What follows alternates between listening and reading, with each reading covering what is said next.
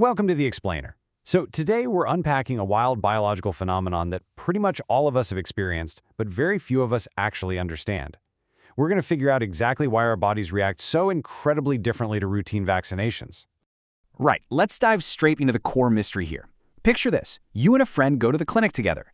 You get the exact same shot drawn from the exact same batch, administered in the exact same way. But the next day, your friend feels like they were literally run over by a truck. We're talking fever, chills, the classic dead arm. Meanwhile, you feel absolutely nothing. You might even find yourself wondering if the nurse actually pushed the plunger. So what on earth is going on here? All right, here is our roadmap for today.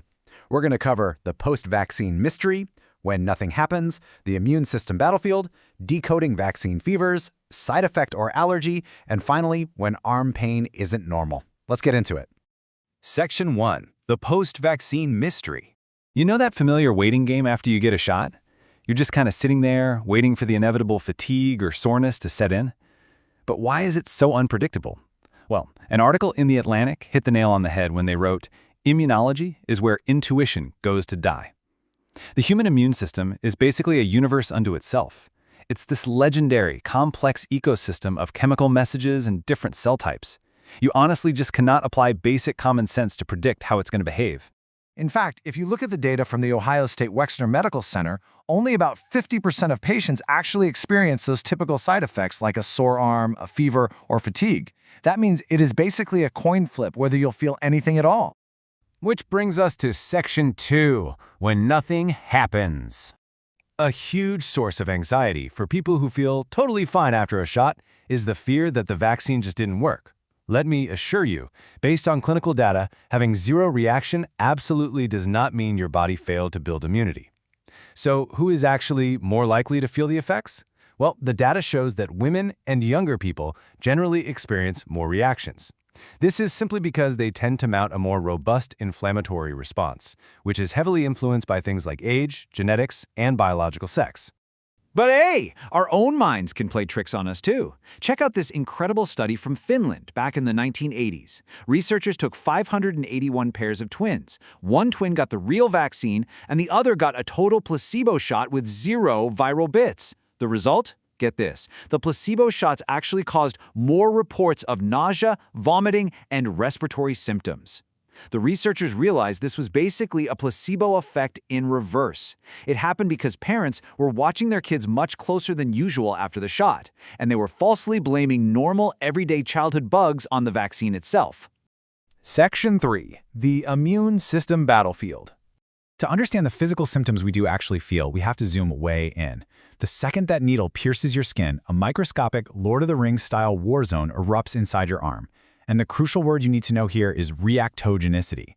When you get a sore arm or feel exhausted, the vaccine isn't making you sick. What you're experiencing is your own body's reactogenicity. It's the physical inflammation generated by your immune system, which is working exactly as it was designed to.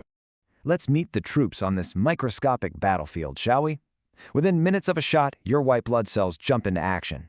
You've got macrophages, which translates literally to large eaters because they swallow up foreign material. You've got mast cells dumping heaps of chemical messengers straight into your bloodstream. And some of these molecules are vasodilators. Their entire job is to inflate your local blood vessels so more blood can rush to the area to help out. But that sudden rush of blood, that is exactly what causes the red, swollen bump on your shoulder. As these cells unleash molecules like cytokines and prostaglandins, they start binding to your pain receptors.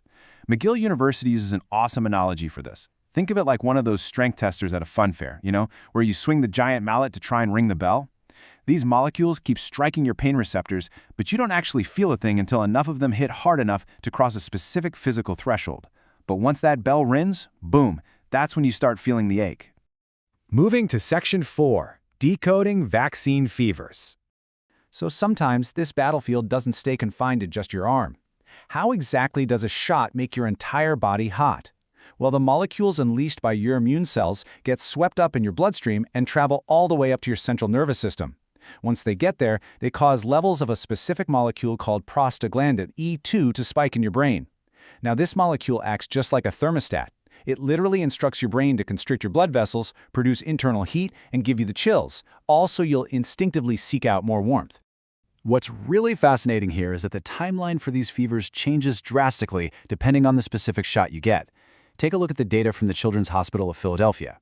An mRNA COVID booster typically sparks a fever within 1 to 2 days, and it's usually gone within 24 hours. A meningitis shot, that might cause a fever anywhere from 0 to 7 days later.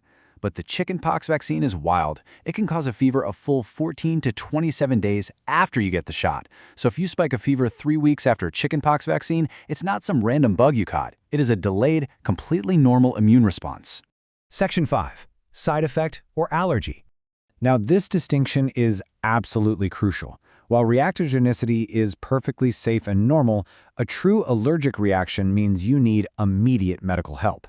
General side effects like fatigue, a fever, a sore arm, swelling, or muscle aches are just signs of your immune system doing its job. But an allergic reaction, that looks like a crazy fast heartbeat, a severe rash all over your body, dizziness, or intense weakness. The real key takeaway here is the timing. Clinical data shows that severe allergic reactions like anaphylaxis almost always happen within 30 minutes of the injection. And that right there is exactly why doctors make you sit in the waiting room for 15 to 30 minutes after your shot. Finally, Section 6, when arm pain isn't normal. Sometimes the pain you feel in your shoulder has nothing to do with your immune system and everything to do with mechanics. Normally, tenderness kicks in within an hour, it peaks around 12 to 24 hours, and by 72 hours, for the vast majority of us, the soreness is totally gone. But if you're hitting that 5 to 7 day mark and your pain is actually getting worse, or your shoulder feels like it's locking up, that is a massive red flag. You're no longer dealing with a standard immune response. At that point, you might be dealing with something called SIRVA, which stands for shoulder injury related to vaccine administration. This happens when the person giving you the shot physically places the needle too high or too deep. So instead of safely depositing the fluid right into your deltoid muscle, they accidentally inject it into your bursa, your rotator cuff tendons, or even your joint capsule. This causes severe, sharp pain, especially when you try reaching overhead, and you'll see swelling that gets worse instead of fading away. Now, these mechanical injuries are rare, for sure, but they are very real and strictly recognized by medical professionals. In fact, the U.S. has a specialized legal program called the Vaccine Injury Compensation Program. Since it started, they've awarded over $5.4 billion to people who have suffered rare documented injuries like SIRVA or nerve damage like brachial neuritis, simply caused by improper physical administration. It's a really important reminder. The fluid inside the syringe is safe, but the physical act of injecting it has to be done with precision. So let's wrap this all up. Is that old Jim saying, no pain, no gain, true for vaccines? Well, as McGill points out, science is actually still deciding on that one. There just isn't enough data yet to definitively prove that suffering worse side effects equals stronger immunity. So whether you feel absolutely crushed for 24 hours or you walk out feeling ready to run a marathon, just remember that a marvelously intricate guard system is silently operating inside you. And it leaves us with a pretty fascinating question to think about. If your immune system is really this complex and this intuitive, what other silent biological battles is it winning right now without you even noticing? Thanks for hanging out with me on The Explainer.